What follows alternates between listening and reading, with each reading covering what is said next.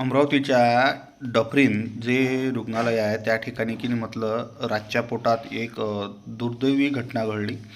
त्या ठिकाणी जे लहान लेकरं असतात जे काचा पेटीत ठेवतात अतिदक्षता विभाग त्यात जो आग लागली हो आणि 3 नवजात लेकरं हे जळून खाक झाल्याची दुर्दैवी घटना.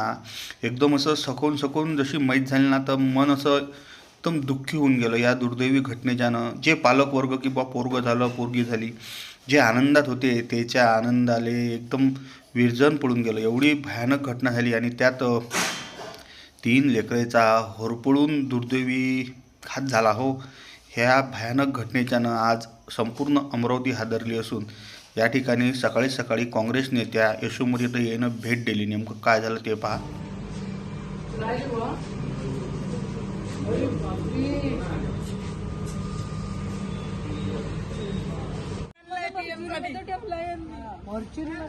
तुम्ही सांगा तिथं प्रशासन काय करत आहे तिथला बाळाचा दवाखाना आहे ना, तो महिलांचा दवाखाना आहे, बाळाचा आहे ना, तिथं लक्ष पाहिजे ना सगळ्याच अधिकाऱ्याला. पण आमच्या कालपर्यंत ज्या कंडिशन मध्ये होतो त्या कंडिशन मध्ये आम्ही विचारतो मग बाळाला काय तब्येत आहे काय चालू शब्द बोलत नाही, पैसे द्यायला लागते बोलत बोल म्हटलं या पोरींना त्यांनी बाळ दिसत केली त्यांनी अंदर जाऊ दिलं.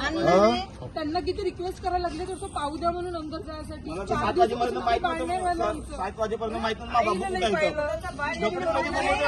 कुठे पाहिलं ना मा बाबू कसा होता म्हणून. आणि मा बाबू पाहिजे बायकोला काय सांगेन मी, बाबू पाहिजे मला सांगितलं मी ना.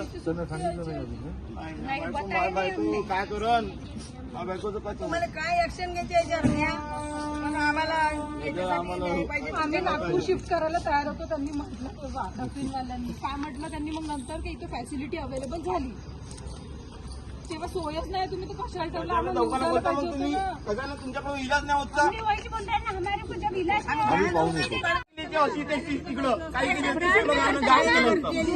बाबू मला पाहिजे रे बा. तुमच्या सरकारच्या एक नर्स नाही मिळली भाऊ, एक नर्स नाही मिळली, डॉक्टर नाही मिळलं, कुणा मिळलं, माय पोरगा मिळा बोले माय पोरगा मिळा माय पोरगा मिळा बोले नाही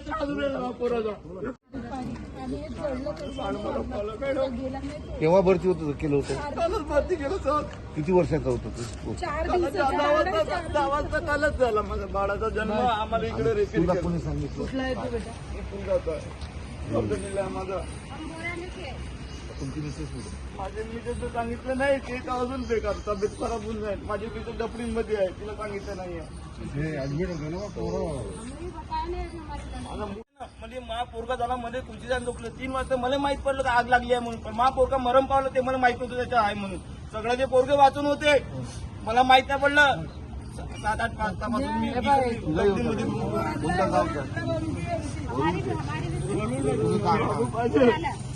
पहिला बाबू मा कांदा इथला अलाराम पण एवढी आग लागली हॉस्पिटलमध्ये बाहेर आलाम नाहीये. काहीच सुविधा नाही. ते दवाखान्यात दिली पाहिजे आम्हाला. सगळं